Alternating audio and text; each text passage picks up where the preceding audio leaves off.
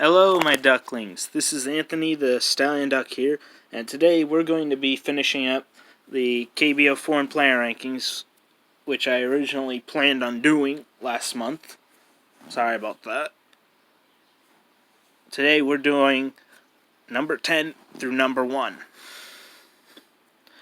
Keep in mind that around June 15th or so, we're going to do an updated version. So, hopefully you'll enjoy that too. So, starting off with Kia Tigers outfielder Preston Tucker, who we have ranked at 10. Although, that being said, I would expect his ranking to be going up from 10 further up on this list, because he's been raking so far this year. He's already got like 5 or 6 home runs this year, and taking walks, not really striking out much. He's doing even better than he did last year, when even though he didn't even hit 10 home runs, he still had a very productive season and about 400 times up at the plate. Reason I had Tucker at number 10 is mainly because he didn't really show as much power as I was expecting. Because honestly, I was expecting him to hit like 15, 20 home runs, and that didn't quite materialize. Although the KBO ball was admittedly not so easy to hit out for a home run. So, there's that. And moving on to number 9, we have Eric Jokic. Jokic. Not sure how to pronounce it. But, anyways, we had him at number 9. And this despite Jokic having a better strikeout to walk rate ratio than pretty much any of the other pitchers remaining above him on this list. And normally, I'd actually prefer Jokic above them, if not for the fact that I want to see a bit more of him than his last season in the KBO, which was nevertheless rather impressive.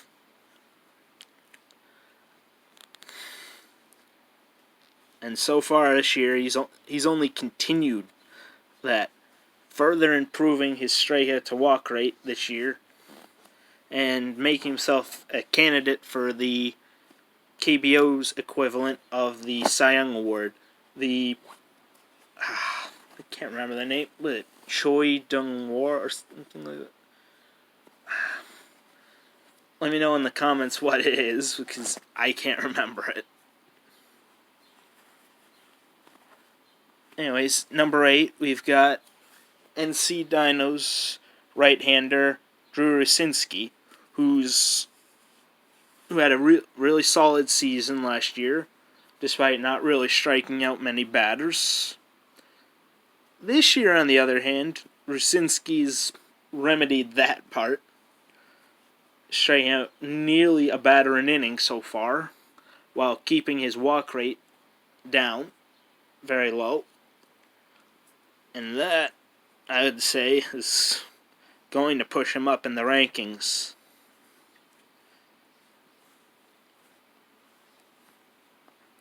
And if you didn't know about Jokic earlier, I forgot to mention that he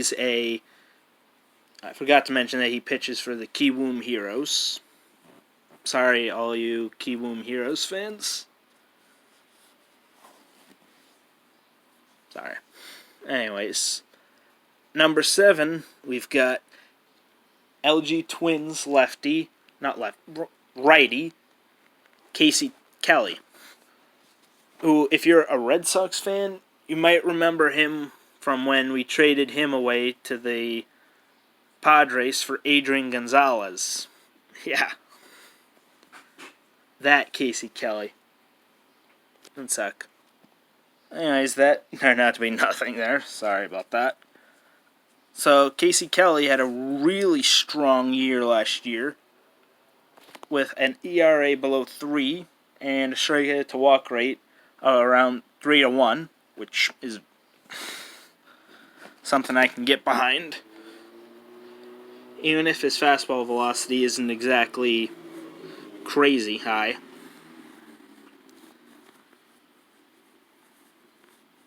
And so far this year, he's managed to improve his strikeout rate, albeit with an uptick in walks too.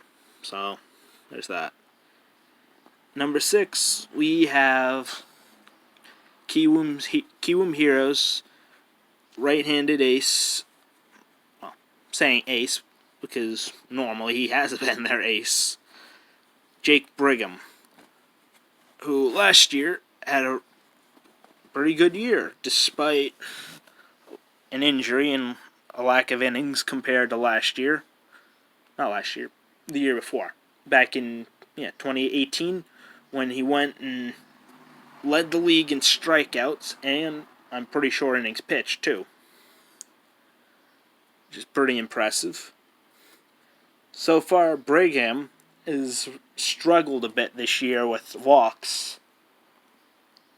So, do expect to see his ranking change down a little bit. And for number 5, we have Jared Hoying of the Hanwha Eagles. I don't know what to say about Hoying. Hoying had last 2 years, he was doing solid. Getting home runs, hitting pretty well, stealing some bases relatively efficiently. Problem is this year is it's like his bat has a bunch of holes in it. Or at the very least his bat hasn't been up to snuff. Because since when is a 600 OPS up to snuff? Heck, a 600 OPS would have gotten... Heck, a near 600 OPS got... What was his name? Jeremy Hazelbaker released last year. Y'all don't remember that. Anyways, do expect Hoying to be dropped significantly in the next rankings. Although if it was purely based on just his play this year, he'd be down where Taylor Motter is. So, there's that. And for number 4, we have LG Twins righty Tyler Wilson. One thing I like about Wilson is that he normally tends to get ground balls and tends to limit walks in the KBO. Unfortunately, 2019 was in a way a step back for him as he cut down on his strikeouts. Although this year it seems like he's slightly improved his strikeout rate and kept a good walk rate too. Excuse me. So, hopefully Wilson can improve this year. For number 3, we've got Mel Rojas Jr., who has been raking this year and has been hitting really well the last 3 years. And if it was just pure OPS rating-wise, Rojas would probably be higher than 3. The reason I have him at 3 is his approach. Sometimes he can be rather patient at the plate. Sometimes he hacks away. And as a result, his K per B walks to strikeouts tends to fluctuate quite a bit over the last 3 years. So that's why I have him down here at 3. And why I have Jose Miguel Fernandez at number 2, despite just one season. Pretty crazy, right? And if you didn't know, Mel Ross Jr. plays for KT Wiz, Sorry about that. Anyways, the Doosan Bears are lucky. Not lucky, but I imagine they're thrilled to have Jose Miguel Fernandez, because he's been raking this year. At one point, he had a batting average of over 500, I think. And while it's under 500 for now, he's been. Look at this. Anyways, Fernandez has been doing a great job this year, and he's been hitting a couple more home runs than he did last year. So, Fernandez might be a threat to win MVP this year. We'll see. And at number 1, we have Jamie Romack, and over the last couple of years, he's been excellent. Hitting home runs, getting on base, hitting for a solid average too. Even if he's been striking out a bit, or a lot, even by KBO standards, or especially by KBO standards, he strikes out a lot. Fortunately, compared to the MLB and his numbers in AAA, he seems to have been able to cut down on his strikeouts. And